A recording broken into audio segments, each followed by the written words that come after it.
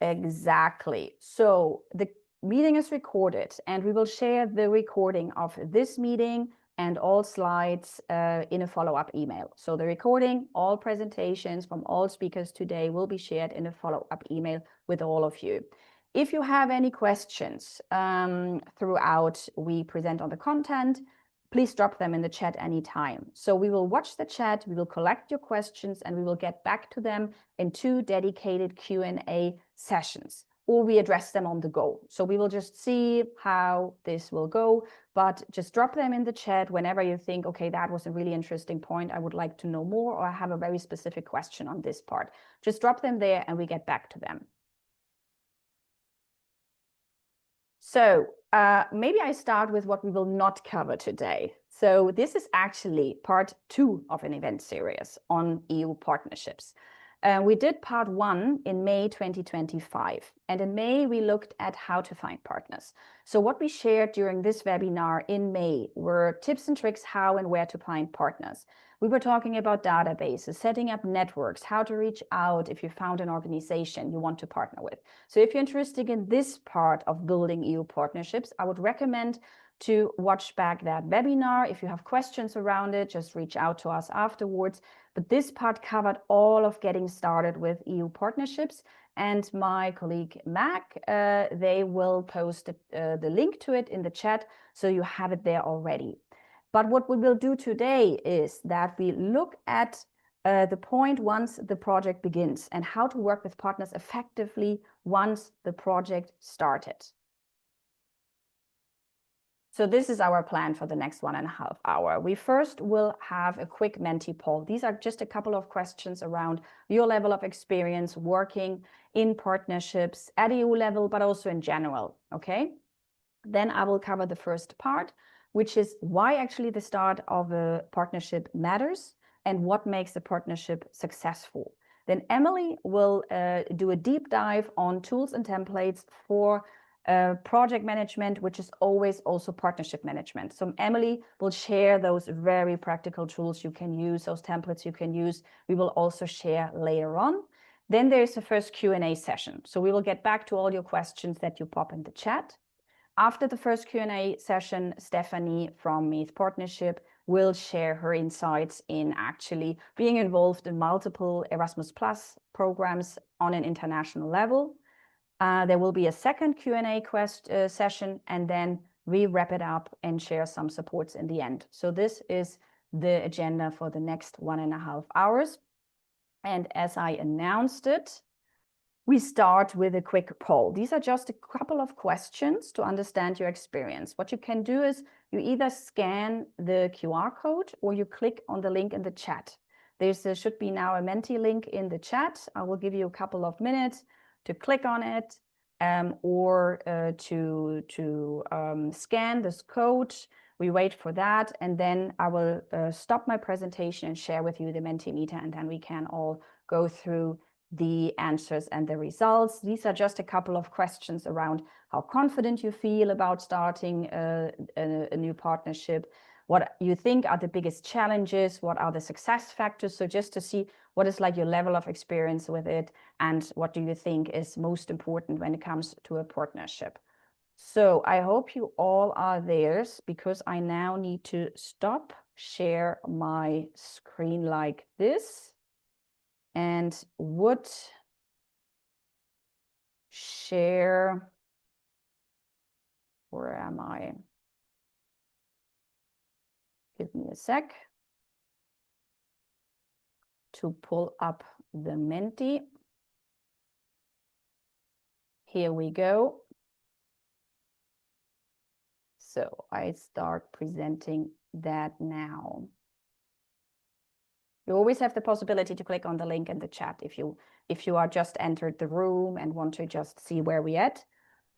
So the first question is actually, how confident do you feel about starting a new project with partners? This is about the aspect of partnership. And also, this doesn't need to be on EU level. Maybe, and I can imagine you worked with partners before. Maybe you did it on a national level. It doesn't need to be an international one. But how confident do you feel about that? So is it something that is like where you're like, okay, I'm really not confident at all here because maybe you never did it before?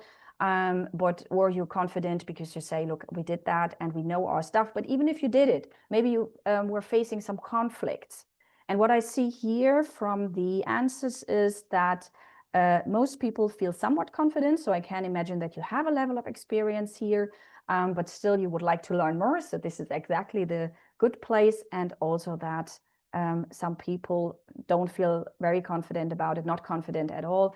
So this is exactly what we will try to tackle today, to also give you a bit of confidence so that you know better how to approach those partnerships also from the start, because the start is actually one of the very, very important points.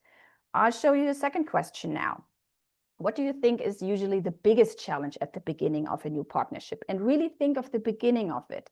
So if you start this, is it about building trust and relationships? Is it for you about the clarifying the roles, responsibilities, that actually everyone really knows what they have to do? Is it about managing timelines and budgets? So is it about like really keeping deadlines, timelines in place, all of this around the whole project management aspect of a partnership? Or is it about keeping partners aligned on vision and goals so that everyone knows what actually are we working towards? Because you maybe have a partnership of 5 people and they have probably maybe a different mission. They have different goals. You all know that if you have been in a partnership. So is it about that, or what is it about? And what I see here is that, okay, it's actually like 2 different things, right? It's really practical one, clarifying roles and responsibilities. And the other one is really on this, how do we do this together? So do we trust each other? And have we established open communication so that we actually also share things with each other? Great, thanks for answering that question. I would move on to the next. And that is, what do you find most important with a new collaboration? So if you start a new collaboration, we had like, what is the challenge? But what would you say, what is like the most important thing to do? So what do you need to tackle that is essential for a new collaboration if you work together with partners? And I see it already here, strong communication. Yeah, that is actually also a thing that I will cover in my presentation later on, and that we will talk about how do you actually establish strong communication. Strong communication in this case means really also how do we talk, how do we create that we actually able to communicate, not only on a technical side, but also on a and on this human-based part of it. Okay, great. And then the last one is an open one. In your view, what makes a partnership most successful? And we have it here again, communication is key. So we saw that from before, communication is key. You see it as one of the biggest important aspects of it. But also it's one of the success factors, absolutely. And especially this is very, very true when it comes to EU partnerships. And I will exactly cover that in my part. And I will also try to give you some practical tips, tools, how to tackle that part of communication. I see it also here, trust. I see respect, very, very important point. Flexibility. Oh yes, you need to be flexibility. And cooperation, clarity. Clarity is also a point. And I would add simplicity. Simplicity sometimes makes it strong. So thanks all for sharing. That was really, really interesting to get all your insights on how that is for you. I will now go on and jump right in.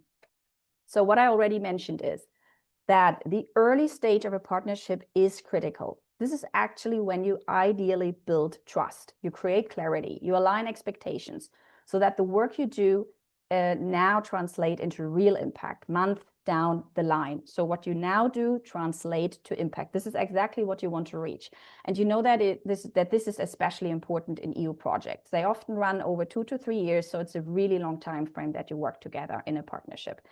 And also, if you have, or if you may be in the middle of a new project, maybe you're starting out, you know that these projects, any project basically, is more than just delivering outputs together. They really rely on clear communication. We just saw that in the Menti, and on strong relationships, and this across borders. So it's not just like someone you maybe you meet them like 3 times, but you still need to have clear communications set up and strong relationships built up to be able to implement this project. So that's why in this part, I will focus on how to lay solid foundations for collaboration, because what we always see is that managing the project is always also managing a partnership. So if you manage a project, you manage a partnership. It's a part of it, and it should be as important as the project management itself. The two go hand in hand.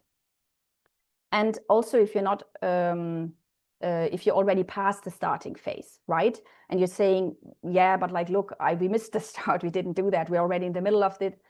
Don't worry. So the tools, strategies that we'll share here today can be applied at any stage of the project. Emily will also bring in some additional very practical tools later on. Now you've written your application and your proposal was successful. Congratulations. That's already a huge achievement. So we start from that point, right? You might have got to know your partners during the application phase, but the implementation phase of the project is something completely different, because now the real challenge starts and you need to move from planning on paper to delivering together in reality. And EU projects are especially complex. There are different partners from different countries, maybe different sectors. Maybe you have a university on board. So there are different organizational cultures working together. And maybe you already set some groundwork during the application phase. Maybe you have already a memorandum of understanding in place. A memorandum of understanding is like this 1-2-pager where you actually agree how you will work together. This is something that is usually done during the application phase so that everyone agrees, okay, we want to do this together. We shared that template during the first webinar. So if you watch the first webinar, you also will learn about the memorandum of understanding. However, the part of the project implementation demands a deeper level of collaboration. And what we saw from our experience is that many projects don't fail for lack of good ideas. They struggle because of unclear roles and misaligned expectations. So what we would recommend is to invest time at the beginning. And that means building trust, clarifying roles, aligning expectations. And that investment will pay off later with fewer conflicts and smoother workflows and also greater impact. You will still have conflicts. I promise you that. But maybe if you are aware of what is going on, then you tackle them early, then maybe it's reduces a few of the conflicts, but there will be conflicts. So before we dive into practical tools to make partnership work, let's look at the challenges that often come up. So you know what to watch out for. And if you're currently in a partnership, you maybe know a few of them. I'm sure you recognize some of these already. From our experience, challenges usually fall into 4 areas, and that is communication, working styles, capacity, and timelines. And maybe you can add some more. If you have some very specific challenges right now in a partnership, just drop them in the chat. We can go back to them later. I just try to kind of summarize them here. I'm sure you recognize them. Maybe you have others. Let us know what are your challenges at the moment. When it comes to communication working styles, you have different languages in the mix. You have different channels, platforms, and this can create confusion.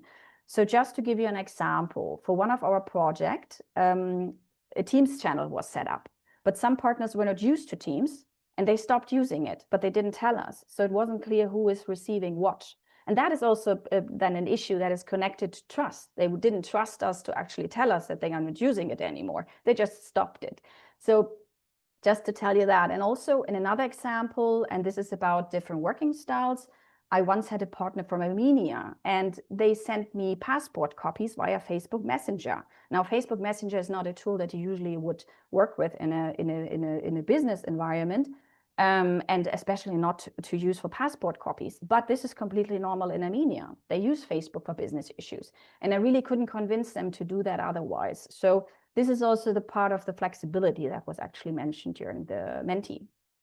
Then English is not the first language for many partners. So what happens is that messages often need clarification. And what I found, especially around things like finance, because financial terminology can be very, very specific. And if you ever had, I'm German, yeah, so I also did projects in Germany, but across Europe. So, and if you ever had to explain the German tax system to a group of people from multiple countries, that's an experience and you're prepared for something. And I have to say, I started using pictures in the end, because the terminology is so specific, especially when it comes to finances. And some people just didn't know what a receipt book is. So I just took pictures and put them in a presentation, and then I tried to explain it. It's just not common to know the terminology, especially. And when it comes to EU and finances and reporting, it's something completely different. So when it comes to capacity and timelines, what we here would recommend is to really know your partners. So know their resources, know their staff capacity, plan a realistic deadlines and timelines accordingly. And as you know, staff turnover can disrupt projects. So one of our projects actually stalled for 2 months because the finance officer changed. We couldn't do anything about that, but this is something that you need to count or you need to plan for. Also very often, especially in our sector, staff is recruited on a project by project basis. So maybe there's a person joining who wasn't part of the application phase. So they have limited knowledge. They even don't know their organization. They need to get like on board first. And all of this can have an effect on timelines. And then very, very concretely, and this is something that, you know, if you worked already across borders, there is like, if it comes to timelines, there are religious holidays, universities can close for the summer, and all of that. So this is like completely different from country to country.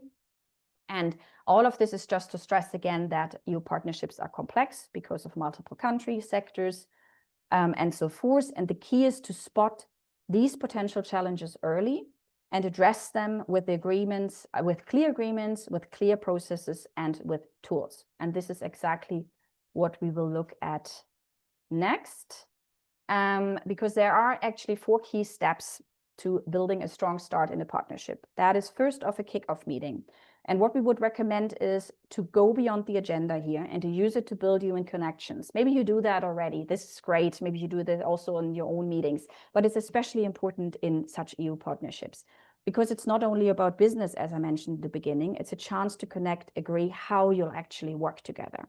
And I won't go into detail here on the kickoff meeting because this is what Emily will cover when she shares actually a full kickoff meeting agenda later with you. So what to include, how to do it, and so forth. So I will not cover the kickoff meeting now, but I will talk about building trust and rapport, about clarifying roles and expectations, and about setting up communications channels. I will tell you why is that important and how to include it at the start or maybe even throughout the project. Now, what we found is that trust is actually the glue that holds partnerships together. So trust creates exactly the psychological safety. It encourages open communication. It prevents conflict. I mentioned the example with the Teams channel. If they would have trusted us that they can say us, oh, we're not used to using Teams, so we don't use it, maybe this wouldn't have happened. And we could have agreed on something else, or we could have agreed on that and we all need training or something like that. So trust is really about sometimes affecting very concrete elements of the partnership. What we would recommend is to learn about each partner organization and recognize their unique qualities. Recognize that all members have their strengths, they have their experience, they have the knowledge and skills, but at varying levels, of course. And recognize what each partner can bring to the consortium. But that means, to do that, means constantly creating space for partners to share why they're here, what motivates them, and what values they bring.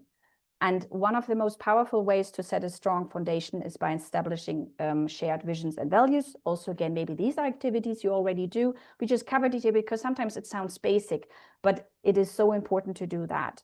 So you know that every organization, let's say you are with 5 organizations on the table, every organization there has its own mission. They have their own goals.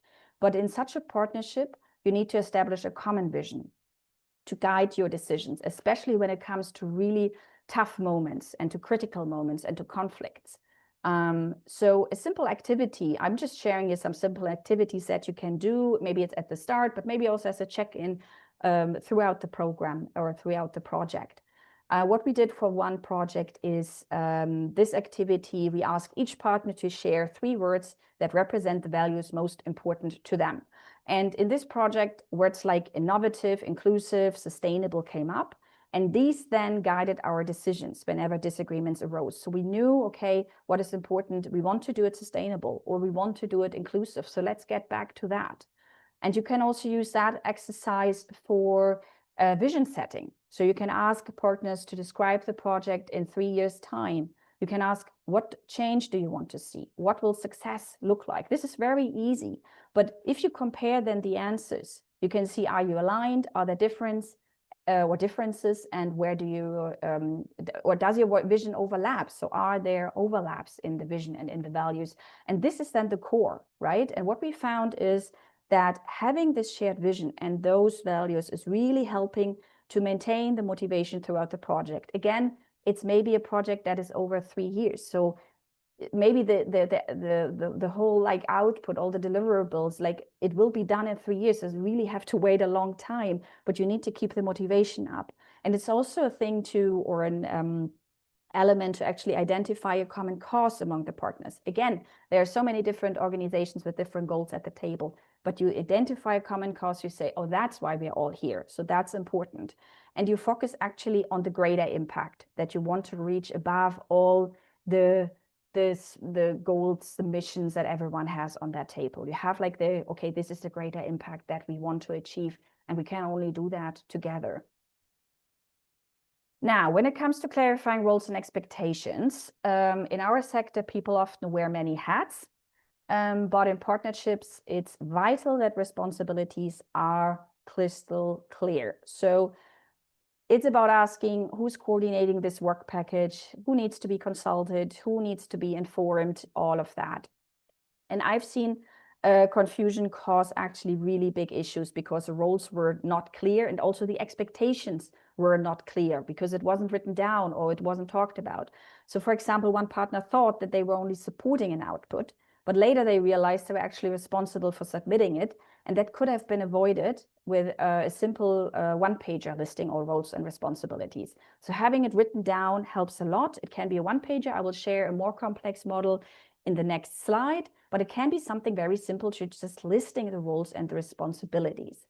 But it's also not about the roles. It's also about setting expectations early. And this includes, for example, work package deadlines. So we saw that before. I mentioned that in the common challenges part, to agree realistic timelines together, to consider partner capacity, but you need to know your partners, to consider national holidays, institutional schedules from universities. So deadlines is expectations for deadlines is a huge part of that. Setting expectations for outputs and deliverables. So to clarify what is actually expected for reports, for workshops, training materials. Again, if you have new partners on board who have never done that before, or new, or like the person, what I mentioned also in the beginning, because of staff turnover, you really need to clarify what is expected for the deliverables. Communication, we mentioned that, and we saw that also in the Menti. This is one of the very, very core points, to decide how frequently partners will update each other and through which channels. And actually, I talk about that part also in a second. This is like the last step. So I will talk about setting up communication channels in a bit. It's about reporting and compliance. So making clear what reports are required, who prepares them and when. And it's also about setting quality standards to define what good quality looks like for your outputs, so that there's no ambiguity between the people. I think the thing is, don't assume, write it down, make it clear, clarify things. And Emily will share later on also, she will cover parts of that when it comes to the kickoff meeting, because these are actually the things you should tackle very, very early on. And these will reduce misunderstanding and prevent delays, hopefully. So what I just mentioned is that I would like to share a tool that we use actually at the wheel for clarifying roles. And this is the RACI model. Maybe you have heard of that. We don't apply it to every project. We usually do it in the very beginning. And once it sets up, it usually runs smoothly. So you don't need to go back to that. So what we found is that you invest the time in the beginning, and then it runs over the years. And it's actually a way of clarifying roles for each task in a project. So maybe this model is not working for you. I just would like to present you something that can help to increase the clarity on who's doing what. And also what RACI actually is doing is that it's providing a shared vocabulary. And that is important if you have people, again, in the room where the English is not the first language. So you have a vocabulary together to create that as a group. And also it reduces unnecessary emails, questions, messages, and so forth. So RACI stands for, R stands for responsible. That is actually the person who does the work. A stands for accountable. That's the one who owns the outcome and makes the final decision. C stands for consulted. Those are the people who should be asked for input. And I is for informed. And those are people who need to be kept updated throughout. And I will show you now an example how we use that at the wheel. This is a practical example, actually, from our trainings and event department. And you might know planning events is a big part of what we do here at the wheel. So it's one of our most important pillars of support for civil society. So it involves many people. And there are a lot of actions to do to set up an event, many more actions than you see it here on the left side, right? All those tasks. So it's about creating the event template. It's about drafting promotional emails, posting updates on social media. What makes it work smoothly is that for each action, there's one person clearly responsible. You see that? The R in blue, it's only per task, it's only one person. That person is responsible, that's it. Maybe you need to inform other people. Maybe you need to consult other people, but there's one person that is responsible, and that is important.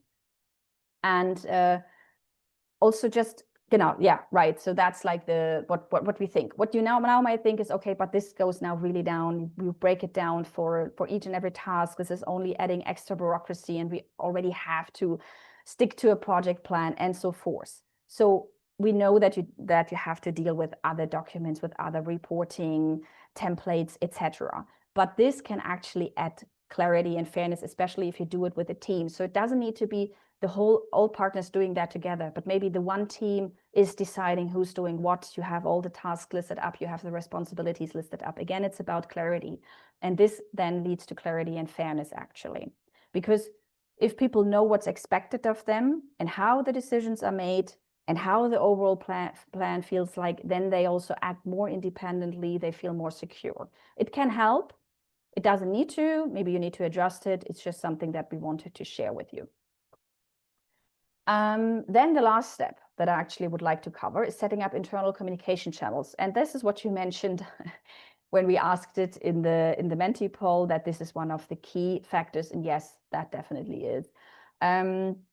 It can make or break a collaboration. And the challenges, as we saw in the beginning, the challenge is that partners often come with different systems and preferences. So some use maybe SharePoint, others rely on Google Docs, smaller organizations, and that's often the case, may not have access to paid tools. So they are actually forced to use Google Docs. They don't have Microsoft Teams. And sometimes it's also about values, especially also in our sector. So for example, some don't want to use Google Drive for ethical reasons. We also try to move away from it. We use it for one project and we are saying like, no, we want to say goodbye to Google, but this is not always the case, or can't be, because it's free. So people use it, or organizations have to use it. But anyway, you need to agree on one or two channels that everyone can actually use and wants to use. And I just give you again a real world example here from one of our projects. We ended up actually with 3 platforms, and that was Teams, Basecamp, and email. And important files got lost because no one knew actually where to look. So it was all over. And so we agreed to move everything just to one platform, and everything ran much smoother. So this is already like the first aspect, keep it simple. And agree those channels early on. And I'm just showing you again now a model again of one of our projects. And we set up our communications here and we agreed on that. As you can see, for the day-to-day communication, we use Microsoft Teams. Microsoft Teams is a primary tool for regular communications. This ensures that everyone is on the same page. It's Microsoft Teams, full stop. Then the primary tool actually for sharing documents and materials is SharePoint. So day-to-day Microsoft Teams, sharing documents, materials, SharePoint, everything lives in SharePoint. Then there's a possibility, if you need to talk about confidential issues like finances, contracts, legal matters, these are emailed to the lead partner, but then you use emails. Only in this case, And we agreed also the meetings and the frequency and the channel. So we said we use Microsoft Teams every 6 weeks for online meetings. And we have 3 partner meetings and they will be in person. And phone calls and post is only used if necessary. Sometimes it's just needed. What the rule of thumb here is by setting up these internal communications is that simpler is always better. So try to overcomplicate it with too many platforms. And you can ask yourself, okay, what is actually helping with effective and efficient communication? You can also ask yourself, who's actually using it? Who will use it? So do they have the knowledge or will they need training and access? And I would never recommend to use a tool that no one knows. So you should have tested it. You also should have tested if it actually works for your purposes, if it does what it does. And also, if there are people who maybe are not used to Microsoft Teams, ensure that some people are really, let's say, professional and used to use it. So you could actually build in that training in the very beginning of the project and say, look, we all need to learn how to use Teams. So build in a training in the very beginning, have some people who know how to use Teams so people can reach out. We actually also switched in the wheel to Microsoft Teams. In the very beginning, we had 2, 3 ambassadors, we called them, for Microsoft Teams. They were just the experts. And we could reach out when we had questions and they would do some trainings during staff meetings and so forth. So it's something that you maybe need to establish if you go for that.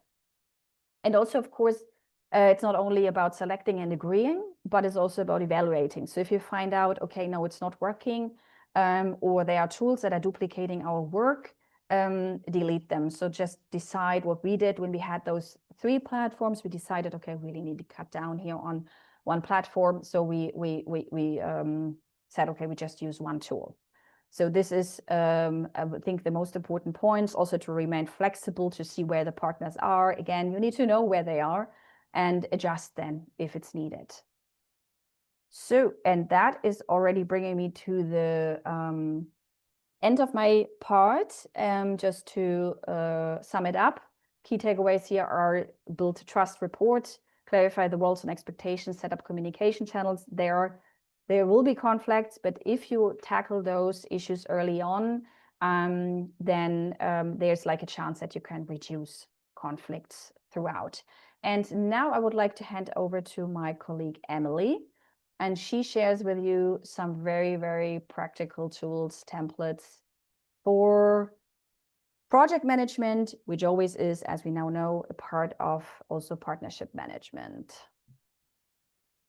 Yeah, thanks, Christina. Just getting my slides up here. Okay. Great.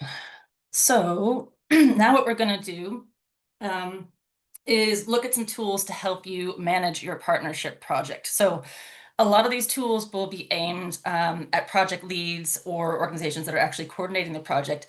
But even if you're not the lead, there are still some practical tips and tools that you can use to ensure that you're managing your own end of the project, whether that's a specific work package or maybe just a specific element of the project. Okay, so as the project lead, the first thing that I would do before the project officially kicks off, and what we actually do in the wheel when we lead on EU projects, is to create a project management handbook. So this is a great place to include some of the tools that Christina mentioned earlier. And of course, we have a project management handbook template that we will circulate in the follow-up email to help you do this. So you can start preparing a lot of the handbook content in that window of time between when the project is actually approved and before it officially starts. So there's usually a few months in that time. So use that window of time to do as much preparation as possible. So as we kind of go through this, this content, you'll see that some of this stuff can be done before the kickoff meeting, and some of the content is stuff that you will agree as a partnership at the kickoff meeting. So to get started with the project management handbook, what you want to do is go through your project application, dissect it as much as you can, and pull out everything that you're going to do. This is important because the application form itself isn't a great project management tool. So it's persuasive language. Its purpose is to convince the evaluator. It doesn't actually lay out a good project management plan. So what you want to do is translate that application into practical steps and activities for delivering the project. So what exactly do we have to do? So your handbook should include headings like a project overview. So the rationale, the outputs, the work packages, and the KPIs. It should also include impact measurement. And again, we have a template for tracking that, which I will share with you shortly. It should also include management tasks. So what are partners expected to do aside from the outputs and the work packages? So for example, you're often expected to, obviously participate in meetings, complete reports, do your financial monitoring. So this section of the project management handbook, that might be where you include a RACI matrix. The handbook should also include a section on stakeholders and dissemination, and you could do some brainstorming about this with your partners at the kickoff meeting. So this is when you're basically creating your plan, your strategy in terms of how you're going to communicate your project activities and outputs, and agree your target groups. So who are your stakeholders? Who would be interested in the project activities, in your impact? How are you going to reach out to them? What are the best methods, most effective methods for reaching out to different target groups? So you're agreeing that together. And again, when you're doing this, refer back to the application form and what you said you would do. And again, we have a template for monitoring dissemination as well, which I also share. So your handbook should also cover evaluation. So how are you going to evaluate this project? You'll have the impact monitoring tool to help you sort of track this, but what you want to do with your partners is agree your methods. So for example, are you going to circulate, are you going to have focus groups? Are you going to circulate surveys after your activities? How are you going to make sure that you're actually achieving the impact that you said you would in your application? Another thing that we suggest including is a risk register. So start a risk register, a risk an opportunities register, and revisit it and use it throughout the project. And I will share with you what the wheel uses to monitor risk in our own EU-funded projects, and you might decide to use that yourself. The other thing that we would suggest including, which Christina covered, is a section on internal communication and conflict management. So this is where you would include things like how are we going to communicate with each other? What are our channels for communicating? What are our ground rules? If there's a conflict, how is it managed? So I think this is something that you wouldn't do before the project starts, but you would do this together as a partnership at the kickoff meeting. And then the handbook should also include any financial and legal guidelines that are provided by the funder. It's just good to have those all in one place so you can easily refer back to them if need be. Okay, so that's kind of the overall structure of a project management handbook and what it should include. And then when you look at the template yourself, you'll see that there's lots of other things that you can include and lots of other suggestions for things to add as well. But now we're going to look at some of the templates that you can include in the handbook and that can also help you to sort of create these sections that I went over. So this Gantt chart will probably look familiar to most people who have completed an EU funding application. So most EU funding application forms include a Gantt chart where you plan out each task over the timeline of the project, so down to the project month. So when you are creating your handbook, plan out each task and plan a logical and evenly distributed workflow while referring to the Gantt chart in your application form. So make sure you're referring to the Gantt chart, you're using it as a tool, and you're making sure you're following through on the timeline that you promised to your funder. So it's keeping you on track. And obviously, things come up from time to time, but in as much as possible, you want to try to stick to the timeline that you outlined in your Gantt chart in your original application. And this is our impact monitoring tool. So this can be useful for all project partners and not just the lead. So you see here that it's organized by activity. So for example, the activity might be like a workshop on active citizenship. And then you would give a brief description of that activity, what the workshop entailed, its expected impact, key indicators, and the actual results. And then you can also include links to evidence. So Christina mentioned that you would, at the start of the project, you'd agree a place where you're sharing all your documents. So that might be a SharePoint where you have just different folders with evidence. So maybe those are registration lists, feedback forms, photos, and then you can put a link to it in the impact monitoring tool, so you can kind of easily refer back to it if you need to prove that the thing took place. Yeah, and you can do that for all your project activities just to make sure that you're on track to meet your project goals. What I did in a previous EU-funded project that I was part of is that we had an internal monitoring and evaluation group in the project, and it was their responsibility to review and update this tool to regularly. So you're not kind of scrambling once a report is due to update it at the last minute. So that might be worth doing, just kind of assigning an internal monitoring and evaluation group with partners from different organizations to work on it together. And this is our dissemination monitoring tool. And again, something that's useful for all project partners, because every partner is responsible for dissemination activities generally. And you see here that you have different sections for different categories of activities. So in-person activities and online activities. And again, you just record a brief description of the activity, the date, the number of people attending, the target group, and the results. And again, a place to link to proof or evidence of the activity. So maybe that's a social media post or a newsletter or a blog. So it's just a good place to kind of compile all of this evidence. And again, you just want to make sure to stay on top of this, make sure it's updated regularly, so that you're not kind of rushing to fill it all in right before an important milestone like a report. So just make life easy on yourself, assign it to a specific partner to give them responsibility for keeping it regularly updated. And this is the example of the risk register that I mentioned. So we can also share the template for that for this if people would find that useful. And this is from a project that we're currently delivering at the wheel. So you can see that the risks are broken down by work package.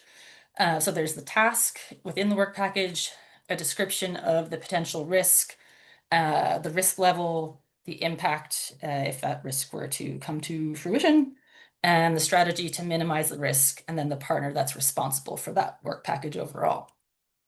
So for this particular project, we identified that a potential risk could be not properly considering feedback on the training modules and the lesson plans that are being developed. So the risk for this would be, the risk for it occurring would be low, but if it occurred, the impact would be catastrophic. That sounds very dramatic, and it's just the terminology that the wheel uses, so you can feel free to use something a bit less dramatic. But the strategy to minimize this risk is close communication with partners.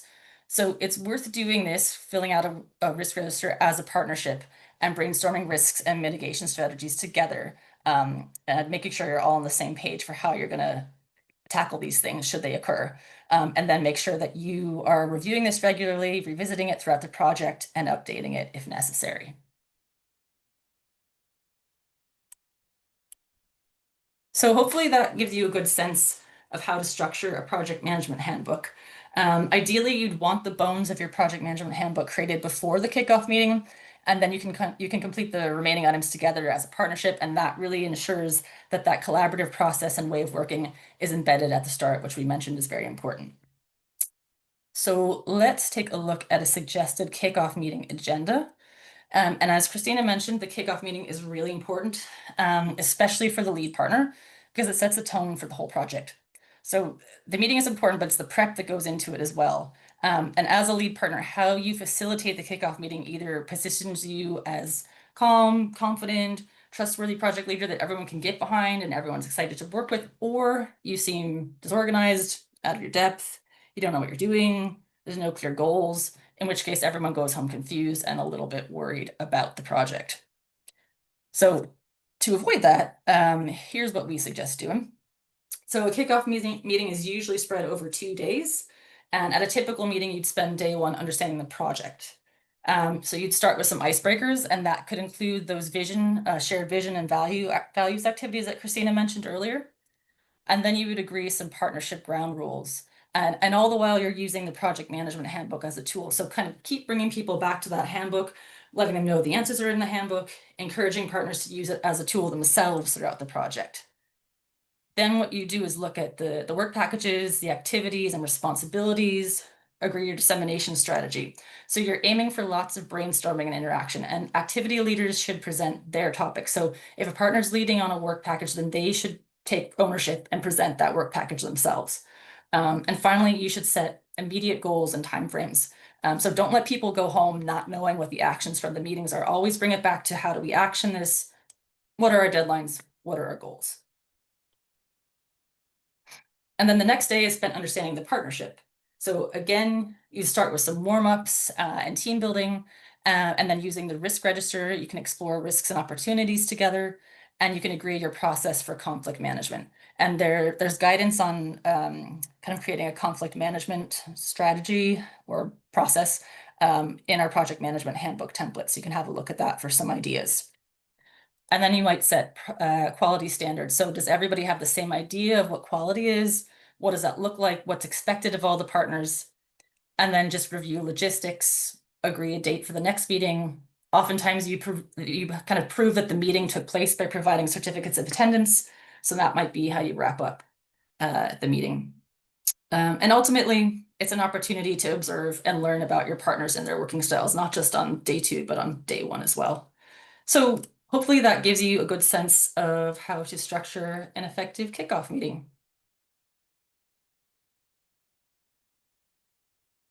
Thank you, Emily. Great. So now you hopefully have an idea of also the tools and templates to use. And we share everything. Okay, so in the follow-up email, we will share all the tools that were just mentioned. If you have any specific questions around that, you can also reach out and say, look, I don't understand that template or whatever. So just letting us know. And now I had a look, but I'm not so sure if there were like a question in the chat, Mac. Did you see there anything? No, Okay. I didn't see any questions in the chat. If anybody has any, they can raise their hand there as well and unmute if that's easier. Exactly. This is definitely what you can do. You can just wave your hand and ask a question directly to us. But what I saw there is that some people mentioned some challenges when I asked, like, look, these are the challenges that we usually see. And I ask you to share just challenges that you face. And there were a few, I just want to mention them because it's also interesting for us. So maybe these are aspects we can also tackle in upcoming events. So you mentioned the underestimating the amount of work involved. Yes, definitely. That is like one of the things that we always see in partnerships, that sometimes it's assumed that managing this EU project is straightforward. So the time and the effort that goes into it is underestimated. So, and I think that brings us back to what I said in the start, to really be clear about roles and responsibilities, about reporting requirements, have realistic timelines and so forth. But that's a really good point. Workload underestimated. This happens to all of us, definitely. Really good. We will get back to that. And then I saw something also, it's difficult to get sincerely people to get involved. I think it's about like that people really commit and are motivated. So I think this is like a point that even starts before the application phase. So when we did the webinar on the partnership training, it was also about how to pick your partners. So make sure that they are into this. Who is this? Do you know this organization? Have you worked with them before? So getting like sincere people who really take this serious on board is a step that is like the very, very first thing. And if you work with partners where you're like, oh my gosh, so it is about knowing them before you actually building the partnership to see, okay, who are they? Are they reliable?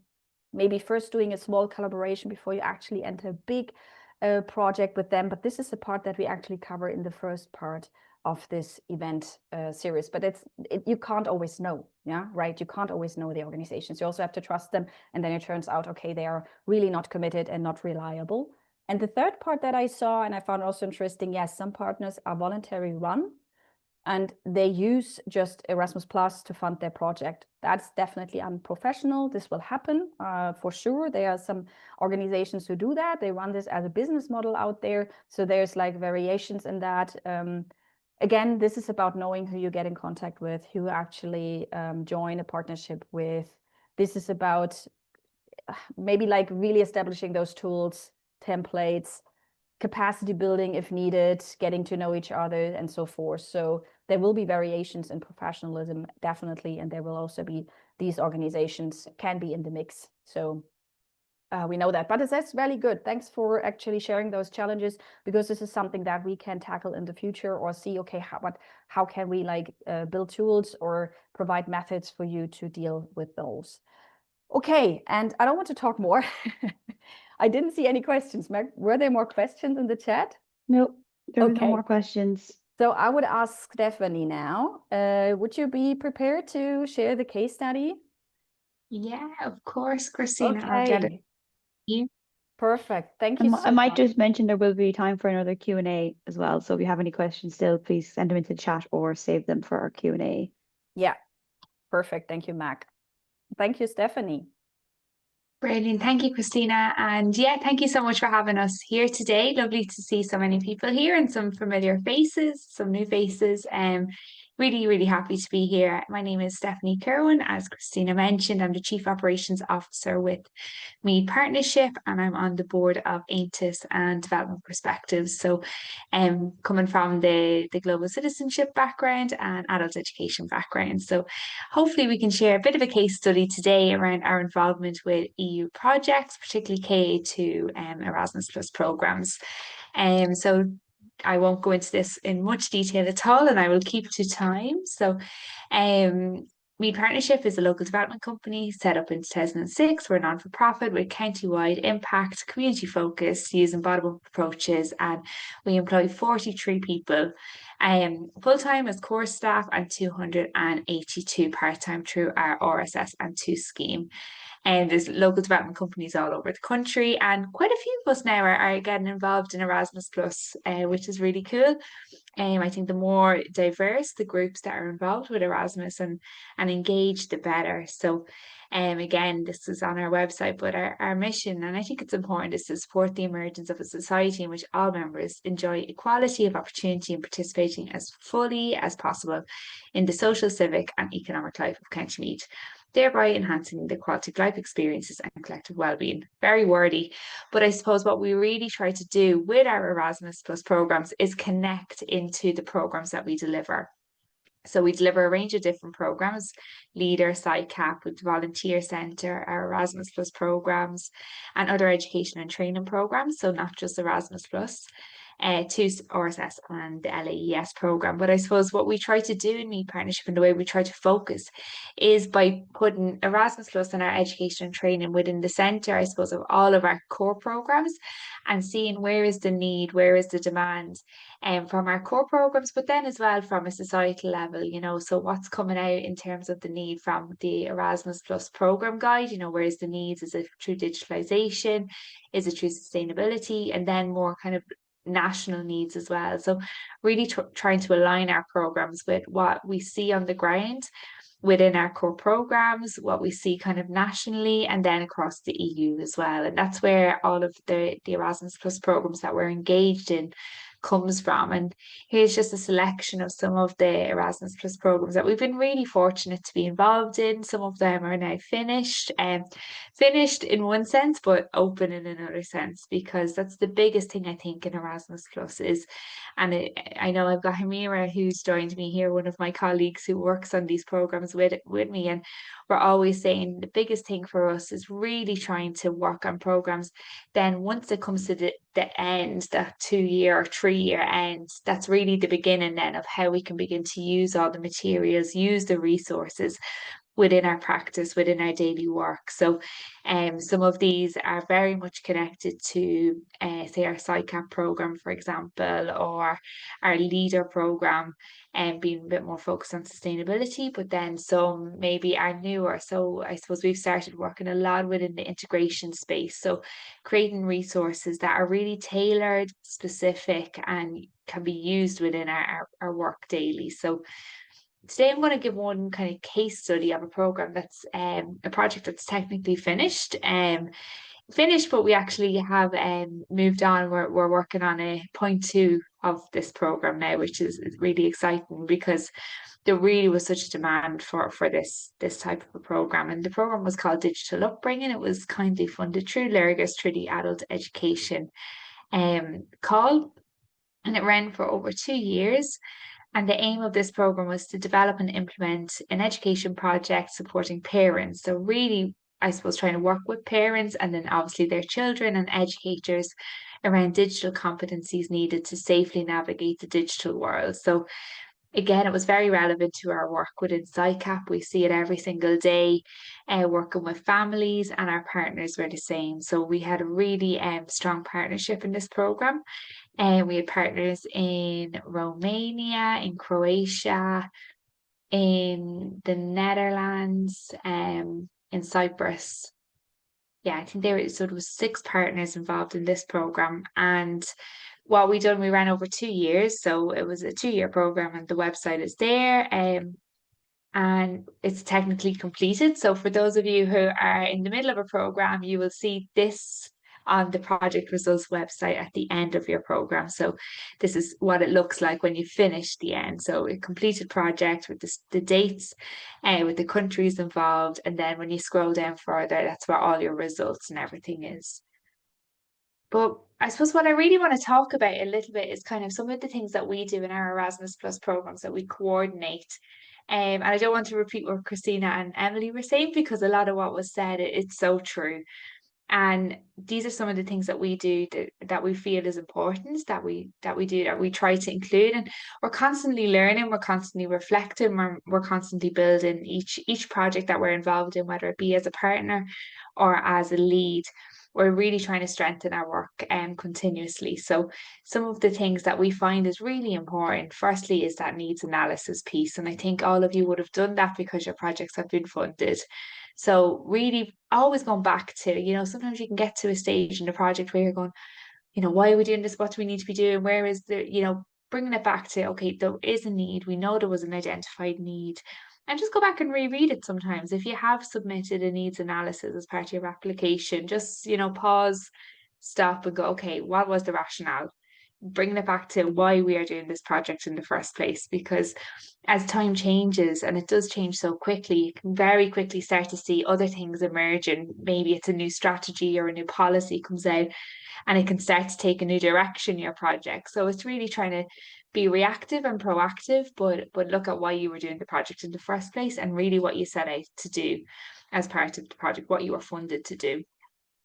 And I think Christina talked about this quite a bit, and Emily, that partnership piece at the start is so, so important. For some of you, you might have worked with these partners before, and you're already at that point where you've done the form and Norman stage, and you're able to build on that. But for some, it could be a new partner. You're bringing in somebody new. Oftentimes, we would work with, say, partners who we might go to somebody and say, we're looking to submit a project on this. We think it's really interesting for you. They might say yes, and they might say somebody else might be interested as well. And that could be a new partner for you to work with. So you might know all of your partners really well, but most of the time you probably will know maybe 50% of them anyway. But we would always say, definitely at the kickoff meeting, having that time, using adult education principles that we would use in any training that we deliver, thinking of how you deliver trainings within your community, those are the really key activities. And you will see in some projects that maybe you're a partner on, you can go to a kickoff meeting, for example, and it can go straight to business, straight away, go straight into the Gantt chart, financials, and fair enough. But I do think it's really important to start on the point of getting to know the people who's going to be in the project, because the hope is that they will stay for the duration of the project, and that there won't be random people maybe coming to meetings just to represent, which it happens, but it's always nice to keep the same people consistent throughout the project, and that they're the faces that you're engaging with. They know the project, they're invested in the project, they're passionate about the project. And the same in any of your online meetings, opening up the space at the start to do a little check-in. It might have been a month or 6 weeks beforehand. Do your bit of a check-in, I think, is really important. And with this project, digital upbringing, I think this was really key. And it's why now we've gone on to work on a 2.0. It was such a partnership. The partnership worked really, really well, I think. And we were really honest with each other. When challenges came, we were able to communicate very easily. The flow was really easy as a result of this. The third thing I would say that worked well for the digital upbringing project was the stakeholder engagement. So from the start, we spent a considerable amount of time from the application phase to then, the kickoff of the project, was really thinking about who do we want to engage with the project locally, whether it be locally and then nationally, who are the key groups. And for example, with this project, we came across We Code Kids. It's a project run through, I think it was Trinity University. So we engaged with them quite early on, and then they came to our end event as well. So they done that activity you see over on the right. So I wouldn't be able to do electronic dance mats, but they were able to do this as part of our final event as well. And we engaged with them very early on. and brought them through the project.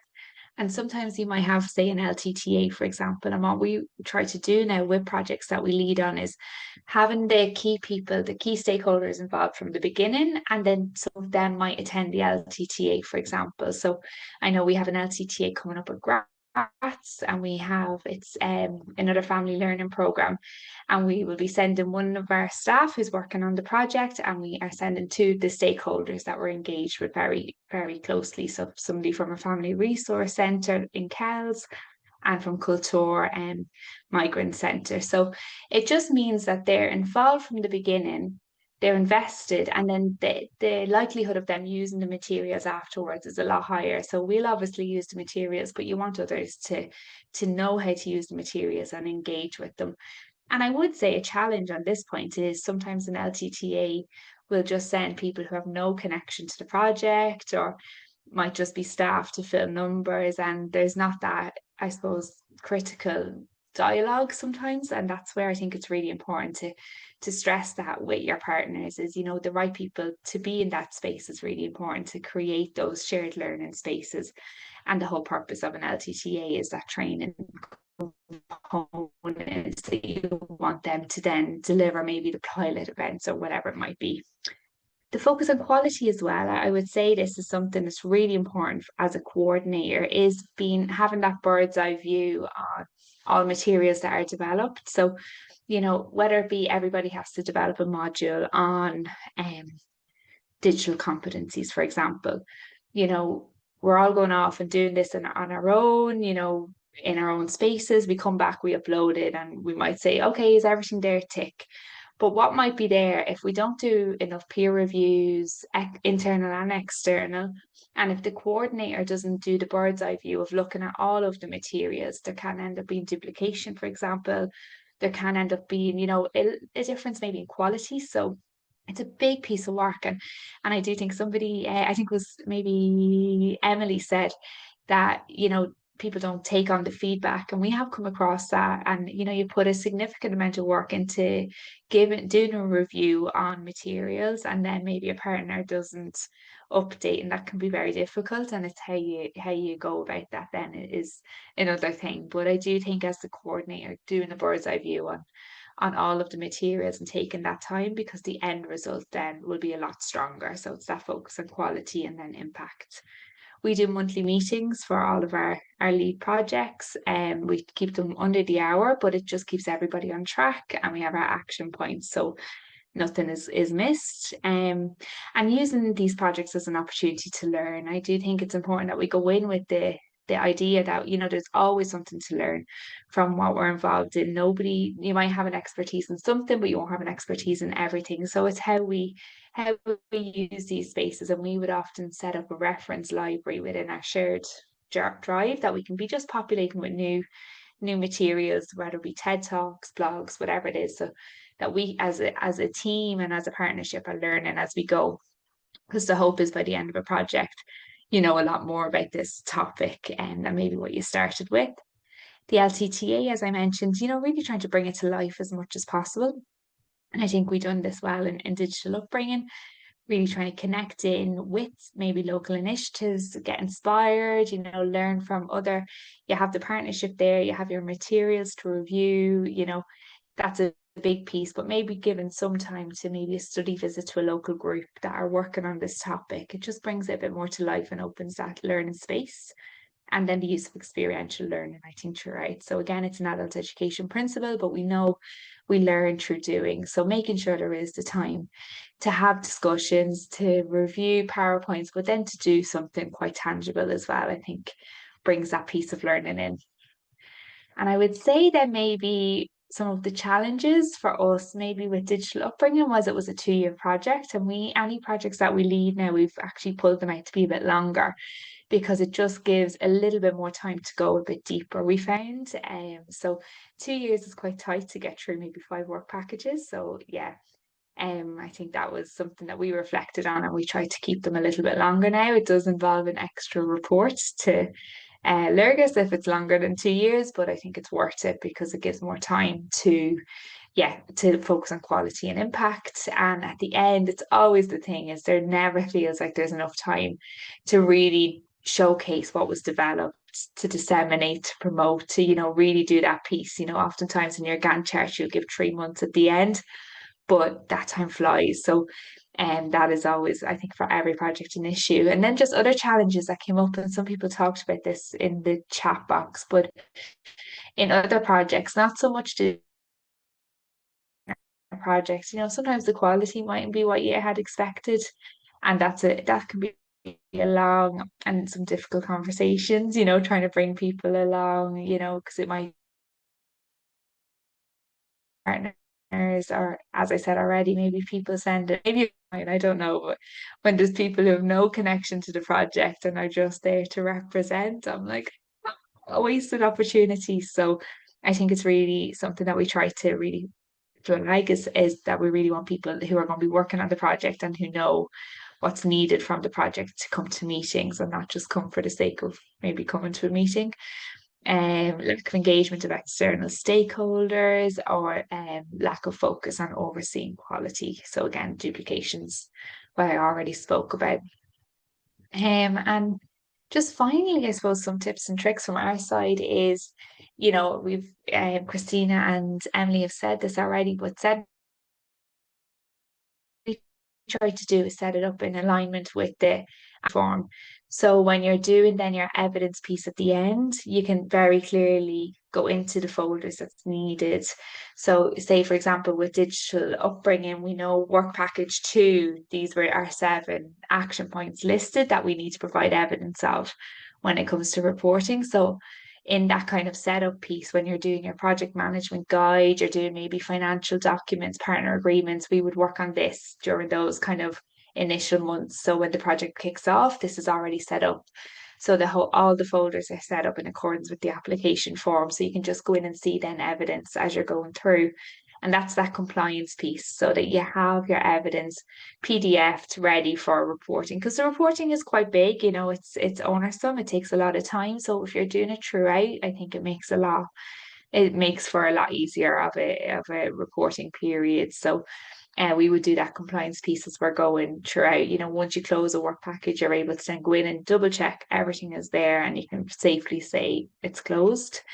Constantly reviewing the Gantt chart and application form, linking in what other organizations working in the area. It's so valuable. You learn from them, you showcase, you're getting that external review maybe.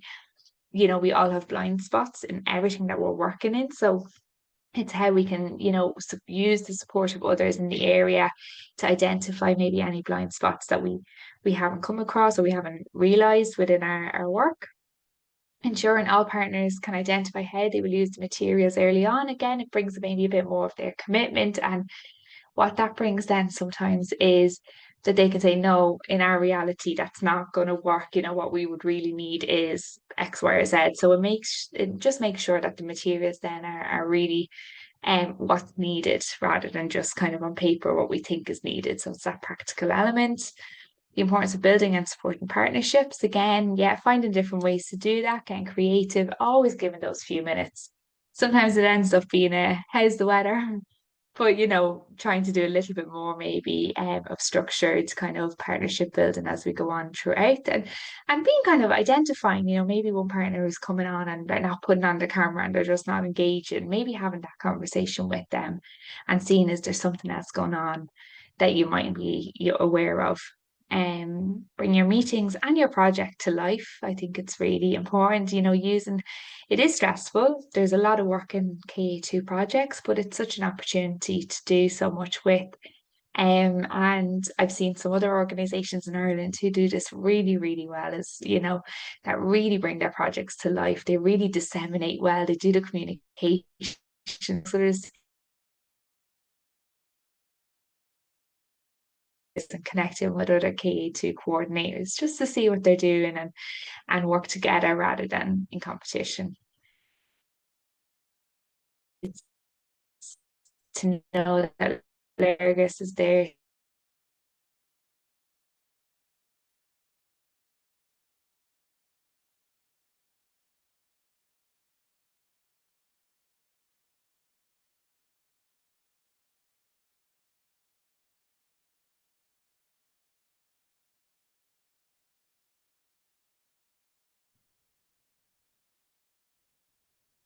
Yeah, I think Stephanie, Stephanie, I think Apologies. I yeah, think no I froze. worries.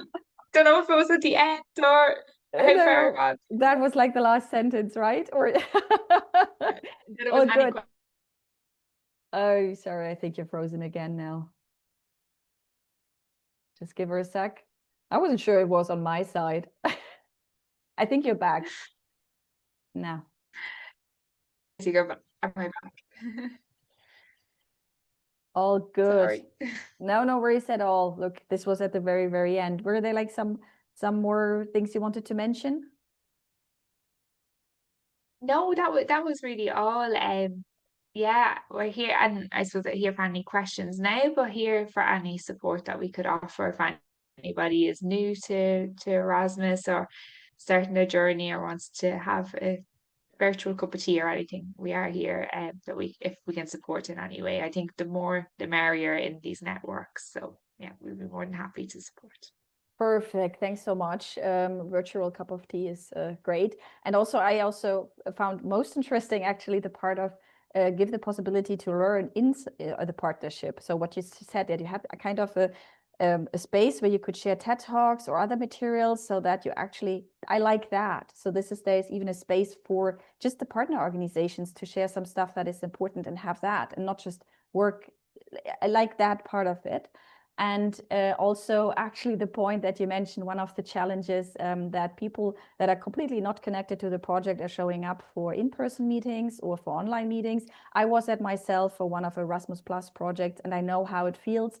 I came to this and I wasn't really representing, so I really couldn't. I tried to contribute, but I couldn't really. And like also, it can be complicated for the project. Of course it's the case. I had like my colleague was sick. She couldn't go, so I had to jump in. It happens, but I wasn't just able to contribute as much as I could have, and that is of course a factor for a partnership. I can imagine that definitely. And I saw there was a question for Stephanie. Is that true, Mac?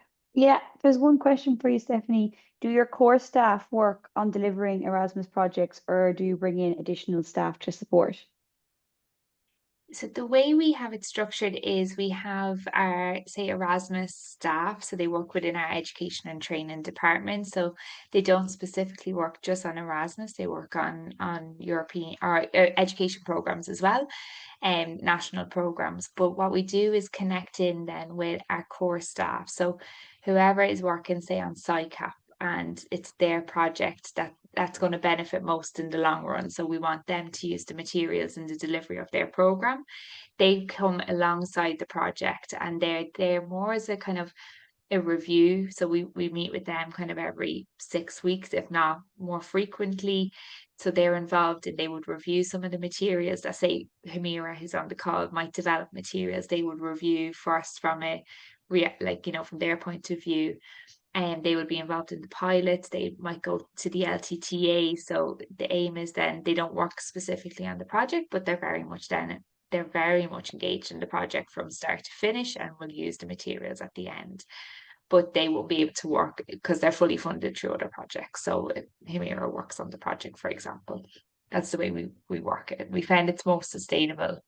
And we have worked on projects where people are put on projects, but they could be a full-time professor, for example, and they're just not able to give the time to a project delivery and to do the work. So we found this is the kind of good recipe for doing both. Great. There was no more in the chat, but if anyone has any questions, they can raise their hand there. Someone also asked Stephanie, would you be okay with sharing some contact details so people can get in touch about the virtual cup of tea, I think? Of course, 100%. I'll pop it in the chat box, my email. I would also include that in the follow-up email if that's okay for you. Perfect. You will drink a lot of tea in the future, I think. It's good to me. Great, thanks a lot for this. So I don't see any hands there. If anyone else has a question, I'm also happy to end early this webinar. No worries about that. I can just maybe I just saw that there was another challenge posted, and that was about accessing the essential project management skills for all members of the team. And that's really a crucial point. So I also wrote that down. We will take that back, but that is kind of tackling also a point that I mentioned in the very beginning. And this is about like how to bring all all members of the team on the same skill set. So what I mentioned there is like this early training that you actually can build into your project, or this buddy system. I called them ambassadors, but it's like possible to have people who are actually experts in that. And you could even build it in your project and say capacity building is a benefit if you join this partnership, so that you say these project management building is a deliverable itself. So it could work like that. So I saw actually projects who did it kind of like that. So just saying that this is definitely something, how to bring them all to the same page is definitely a challenge, but there are some methods that you can use. And I see, yeah, Anne-Marie. Hi, from Lerges. Hi, everybody. Thank you so much, Christina and Emily and Stephanie. That was really interesting. I've recently started with Lerges a couple of months ago, so I just wanted to say hello. I'm here to learn as much as everybody else. But in my new role is capacity building officer within the youth sector. So if that will really be kind of focused on organisations who are not sure where to start or who are new to the programme. So I'll pop my email into the chat, and if anyone wants to get in touch, we'd be more than happy to chat to you about the different options. But once again, thank you. It was really, really informative. Excellent, Anne-Marie. So glad to see you and to get to know you. Thanks, Anne-Marie. So anyone else who has a burning question? Hi, Christina. I can't find the raise hand icon. Okay, no worries. Apologies. I just wanted to add something. Like I did involved in a KA2 a few years ago, and it was a group of youth outreach workers got together across Europe just to share practice. And just in we brought in an external facilitator trainer, just to support us with all of the different training sessions and bringing everybody together, you know. So I think that was just, someone asked the question, but that was really, really useful, you know. So all the work didn't need to drop on like busy youth workers, you know, they were flat out all the time, but it was a really useful project, was coming together and sharing work practice. But it was really important, I think, to bring a facilitator in to support us with it, you know. So that's something that we did that might be useful if people are thinking now doing a project and then thinking about, like, when you get people together trying to do the facilitation piece, you can bring in a trainer. There's lots of them around, you know, around Europe. Absolutely. Very good tip of advice to bring a facilitator, to also budget that directly from the start. If you're like setting up the financial plan, budget a facilitator so that you actually have the possibility to have this someone who's also neutral in that sense. So it's not like it's like easier to bring in a moderator who's able to moderate the different partners and is not really involved in doing the work. So that sometimes is can be very, very and high beneficial. Thanks a lot for adding this point. So Mag, is there more?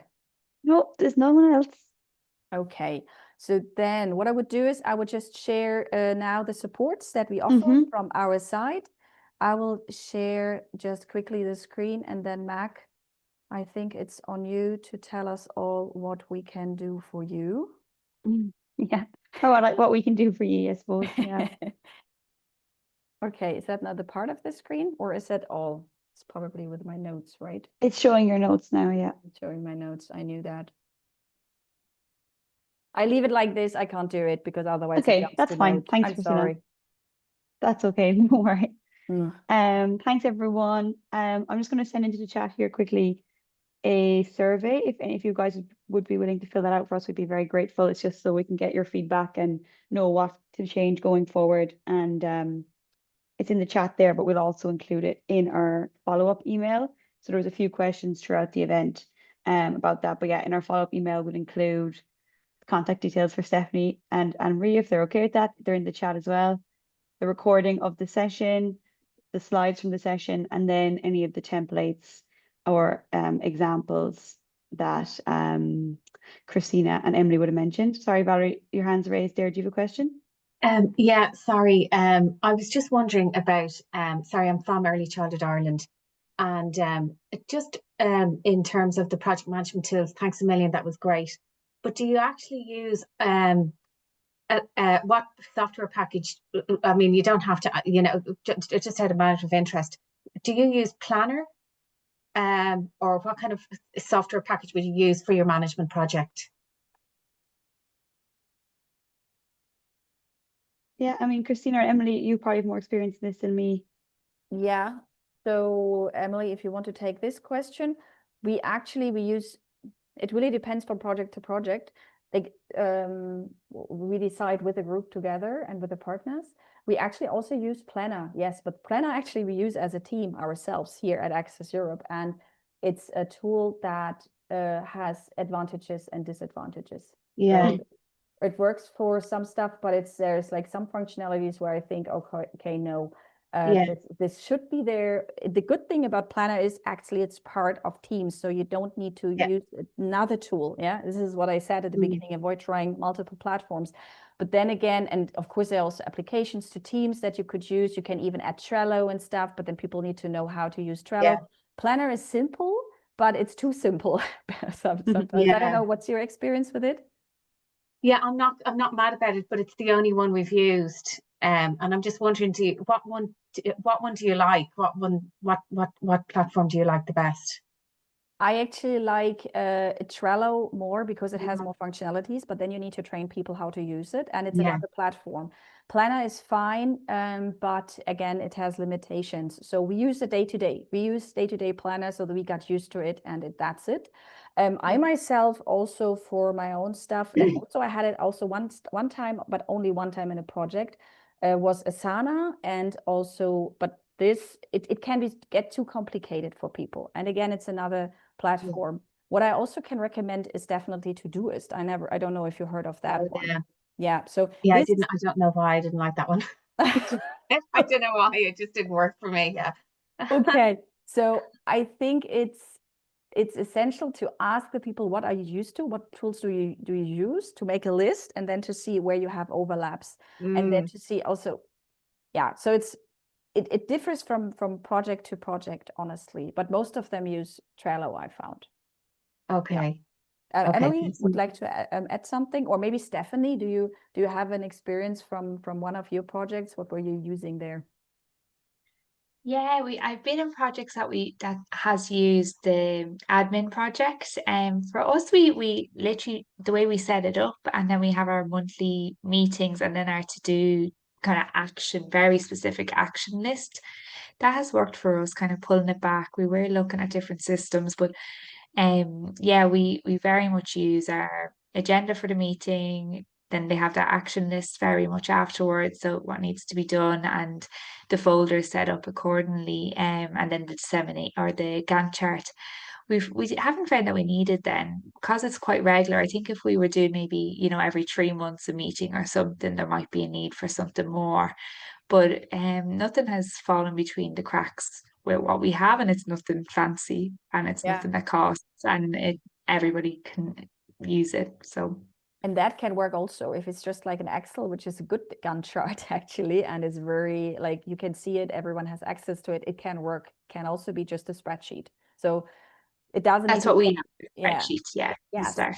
It can work if it's set up well, if everyone has a possibility to check it, I know, but of course it's more fancy to use a different tool. But then again, you have probably the problem that some people don't know how to use it. So that's always, like, I think, a very, very individual decision. But we can do a training on that, or we could actually share something about that in the future. It's really interesting, like exactly about those tools. Thanks a lot for the question, Valerie. Thank you. Thanks, Valerie. Thanks, Mel. But yeah, as I was saying, everything that we discussed today will be shared in the follow-up email anyway, either today or tomorrow. So you'll have that all, and the recording will be sent to you, and it will be up on YouTube as well, on our Access Europe YouTube, which I would encourage you to check out because it has loads and loads of videos from all of our past events, including the part 1 of this event. So it would be great. It's a great resource for you to use if you have any questions on any particular topics. We've done topics on Erasmus Plus and various different things. So yeah, and if you have any specific questions as well, of course, you can always email us at europe@thewheel.ie. And so some of the supports we'll have training and events. We have a very packed schedule coming up from between now and the end of the year. So the best place to stay up to date on all these is our LinkedIn and our newsletter, which you can see both there, and you'll be able to follow them in the follow-up email. If you want to go on to the next slide there, Christina, just to say, we've been saying this in our last few events, but it's good to just keep reminding people that we're not using X anymore. So we're really focusing on LinkedIn, and then a lot of different organizations, especially the EU agencies, are putting a lot more time into LinkedIn. So if you don't have a LinkedIn, I definitely would recommend making one for your organization. It can be really useful to find information on upcoming EU events and calls. And then I thought I'd just mention, you guys are getting a sneak peek by coming to this event, because this is not, we haven't posted this anywhere yet, but we're bringing back our EU Story Awards for 2025. So applications don't open till the 22nd of September. But this is your heads up if you want to start preparing your application. Your application will consist of, similar to last year, a video about 2 minutes long posted onto LinkedIn and or Facebook, and then a short application form. And there is €1,000 going for first prize and 500 for second and third, 500 each. So it's a great opportunity, and you'll be inundated with promos from our emails and from our social media once we kick off this in the coming weeks. So that would be a great opportunity. But yeah, I think that's it really. I want again to thank Stephanie. That was brilliant. And everyone who attended and asked questions, and my colleagues, Christina and Emily. And yeah, thank you very much. I think we'll leave it there unless you have anything to add, Christina. No, all good. I've said enough, I think. And again, reach out to us if you have any questions. Europe@wheel.ie. Just reach out. We're also happy to set up a call, answer any questions you might have if they come up, like maybe after this meeting. And thanks again to Stephanie.